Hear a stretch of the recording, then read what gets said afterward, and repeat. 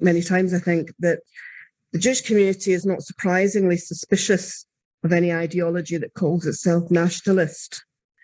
How do you distance your own type of nationalism from those other harmful ideologies?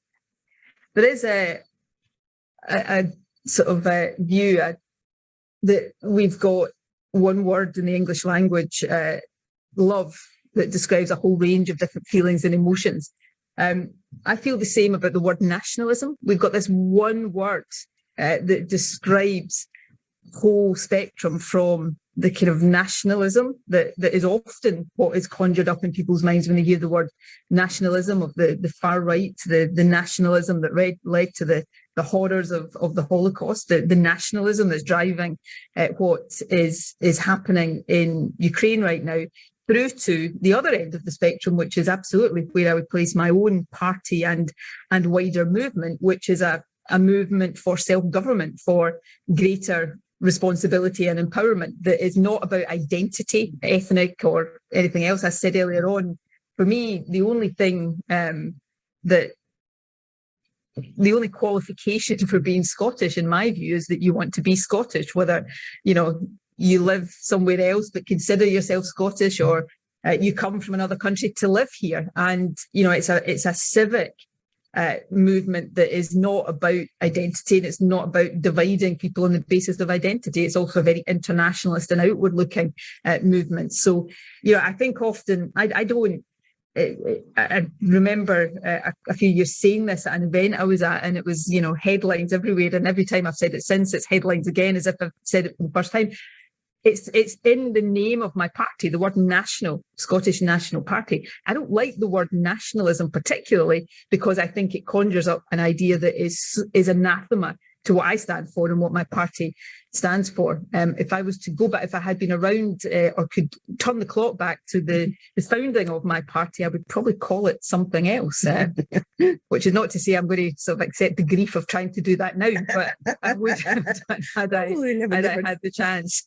Parties have done so in the past. The business convener of my party, as well as your local MP, is in the audience. I could see her under her mask and go pale at the thought that. Parties have done it in the past. You never know. I'm just looking at the time now. So I think that is we'll draw an end to the questions that have been sent in and move to questions from the floor. Now, as I said, what we're going to do is, if you put your hand up and want to ask a question, if you can put your mask on to walk up, but come to the microphone here in the centre. And then we'll take a few questions from here, and then we'll take some questions on Zoom and some questions in Edinburgh. So can I see any hands raised? Oh, thank you. I want to know if you have time to bring Edinburgh offering over from Ukraine. And if so, how many would you bring over? Okay. Yeah. Thank you. Thank you. You want to answer?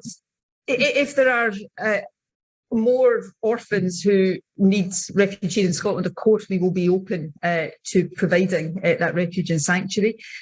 We more generally, what we have been very clear about is that we're not putting an upper limit in terms of numbers of the displaced people from Ukraine who would want to come to Scotland. I think in reality, most people who have been displaced from Ukraine because of the war will want to, if they can, stay as close to Ukraine as possible, because we all hope they'll be able to go home sooner rather than later. I think in reality, most people who have been displaced from Ukraine because of the war will want to, if they can, stay as close to Ukraine as possible, because we all hope they'll be able to go home sooner rather than later. But I heard somebody from the UK government say yesterday that the reason for such a limited approach is that they think that people fleeing Ukraine will prefer to stay closer to home. Now, that sounds to me like just passing the buck to other countries. I heard somebody from the UK government say yesterday that the reason for such a limited approach is that they think that people fleeing Ukraine will prefer to stay closer to home.